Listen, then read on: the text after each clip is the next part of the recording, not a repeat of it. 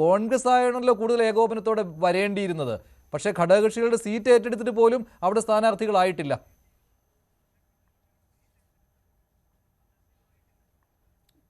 നിശ്ചയമായിട്ടും ആ നിലയ്ക്കുള്ള ഒരു തയ്യാറെടുപ്പ് കോൺഗ്രസിൽ നിന്ന് വൈകുന്നത് ആശങ്കപ്പെടുത്തുന്നു എന്നുള്ളതാണ്.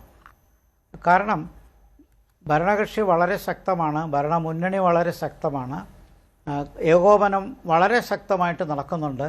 ചിട്ടയായ പ്രവർത്തനം വഴി ഒരു കേഡർ സംവിധാനം പോലെ, എണ്ണയിട്ട യന്ത്രം പോലെ ഇടതുപക്ഷ മുന്നണിയുടെ കൺവെൻഷൻസും മീറ്റിംഗ്സും താഴെ തട്ട് മുതൽ നന്നായിട്ട് ഓരോ മേഖലയിലും എത്തിക്കഴിഞ്ഞു. അപ്പോൾ പ്രചരണത്തിൻ്റെ കാര്യത്തിൽ ഏർലി ലീഡ് LDF കൊണ്ടുവന്നു കഴിഞ്ഞു. അപ്പോൾ ഇത് ആദ്യത്തെ സംഭവമല്ല എന്ന് ഞാൻ മനസ്സിലാക്കുന്നു.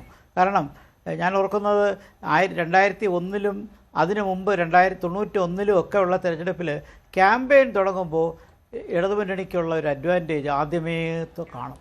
പക്ഷേ അത് കഴിഞ്ഞ് പ്രവർത്തനം വന്ന് പ്രചാരണം ലഭിച്ച് ഒരു തരംഗമോ അങ്ങനെ എന്തെങ്കിലും സൃഷ്ടിച്ച് വരുമ്പോൾ ഗതി മാറുകയും ചെയ്യുന്നുണ്ട്.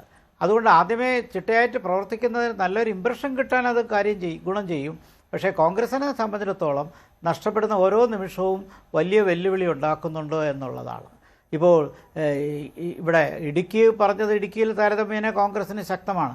പക്ഷേ അതുപോലെ പത്തനംതിട്ട ജില്ലയിൽ പറയാൻ പറ്റില്ല. കഴിഞ്ഞ തവണ 5 മണ്ഡലങ്ങളും ഇടതുമുന്നണി പിടിച്ചടക്കിയതാണ്. അതനുസരിച്ചുള്ള ഒരു ജാഗ്രത, അതിനുള്ളൊരു ചൂട്, അതനുസരിച്ചുള്ളൊരു തയ്യാറെടുപ്പ്, അതില്ലെങ്കിൽ നമ്മൾ ഇംഗ്ലീഷിൽ പറയും സെൻസിറ്റിവിറ്റി, അത് കാണുന്നില്ല. ഇപ്പോഴും ആത്മവിശ്വാസം കൂടുതൽ കൊണ്ട് ഞങ്ങൾ അവസാന നിമിഷം സ്ഥാനാർത്ഥിയെ നിർത്തി അവതരിപ്പിക്കും എന്ന് പറയുമ്പോൾ ജനങ്ങൾ എന്താണ് നോക്കുന്നത്? അതുവരെ അഭിപ്രായ വ്യത്യാസം, പിന്നെ അനൗൺസ് ചെയ്തതിന് ശേഷം അവസരങ്ങളുണ്ടായാൽ, ഇപ്പോൾ കണ്ണൂരിൻ്റെയും കോന്നിയുടെ കാര്യം ഉൾപ്പെടെ അവസരങ്ങളുണ്ടായാൽ അതും UDFന് ദോഷം ചെയ്യും. അപ്പോൾ ചുരുക്കത്തിൽ ഇത് വൈകുന്നത് UDFന് നല്ലതല്ല എന്നാണ് പറയാനുള്ളത്.